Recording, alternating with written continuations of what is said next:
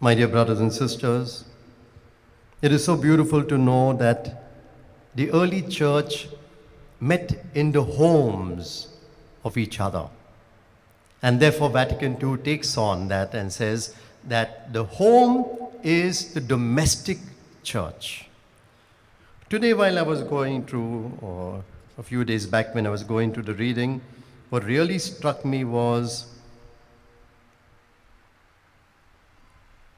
the first reading. It says, every day, but they met in their houses for the breaking of bread. They met in the houses for the Eucharist. And at once when I read this, I thought of what's happening right now. All of us are in our homes participating in the Eucharist, something like going back to the early church. And I thought then, why don't I speak today on participating in the Eucharist from our homes? How can we participate? I know already 2 or 3 weeks have gone, but it's never too late. How can we participate better in the Eucharist from our homes? Obviously, what I'm giving are not rules. They're just not even guidelines. They're just my kind of reflection, which I suggest that you can ponder upon and add your own. So first of all, in participating in the Eucharist from the home, the key word, when Vatican II worked out on the renewal of the liturgy, there was one key word in the liturgy, and that is participation. So, participating. So here, applying it now to the Eucharist in your home, you are not watching the Eucharist as you may watch a movie, or you're not attending as you would attend a lecture, but the word is participating. You are part of what is happening.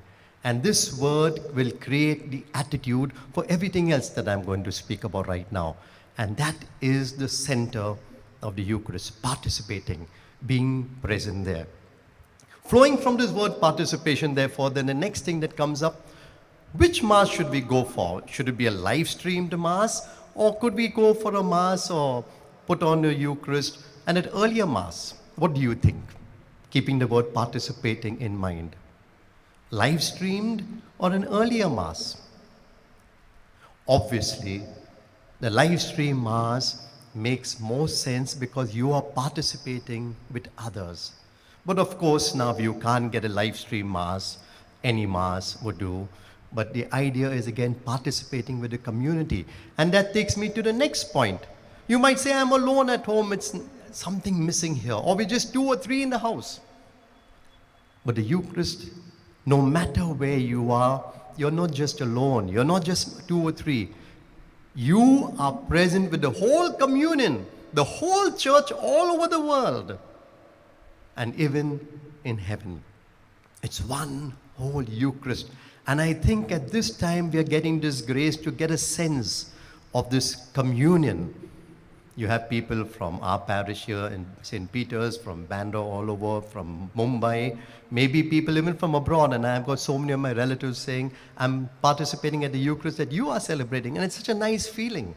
And I think we can take advantage of this. So maybe your daughter or son is abroad and say, why don't you join and participate in the Eucharist that I am participating it over here? So the first thing is the altar set. So maybe in your homes you might have an image of Jesus.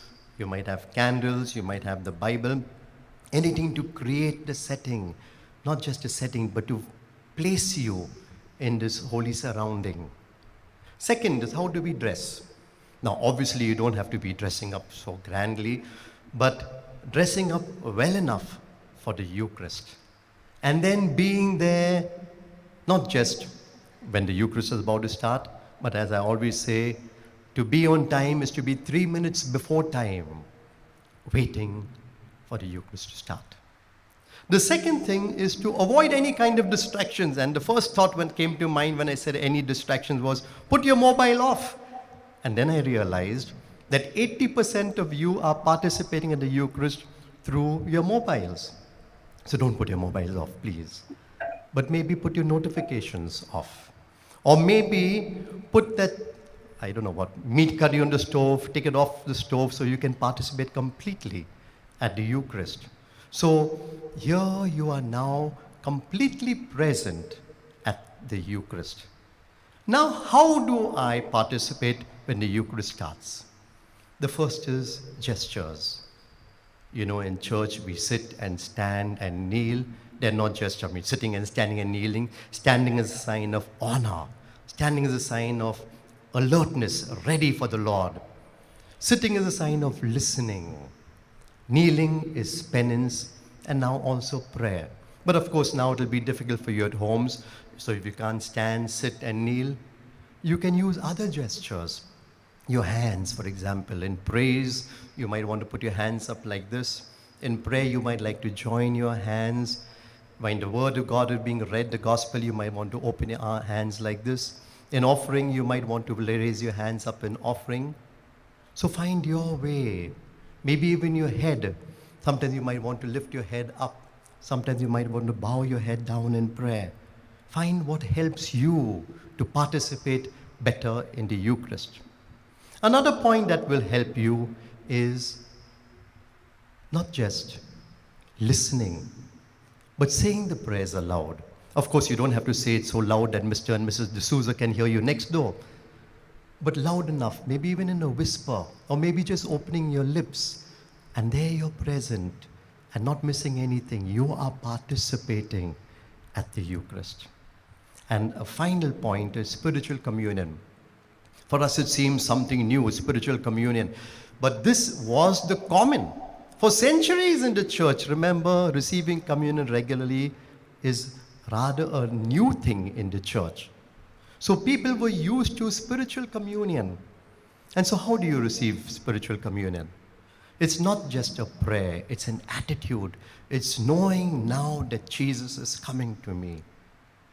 So one way is, you might still like to just keep your hands open like this and make a little throne for Jesus while you're saying the prayer.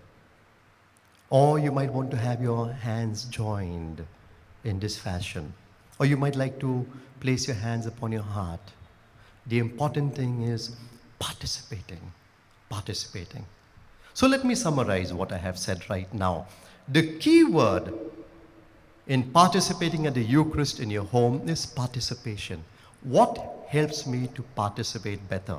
What I have given you is what comes out of my own reflection. I told you they're not rules, they're not even guidelines, they're suggestions out of my reflection. Now you have your little reflection and add what helps you to participate in the Eucharist better. God bless you.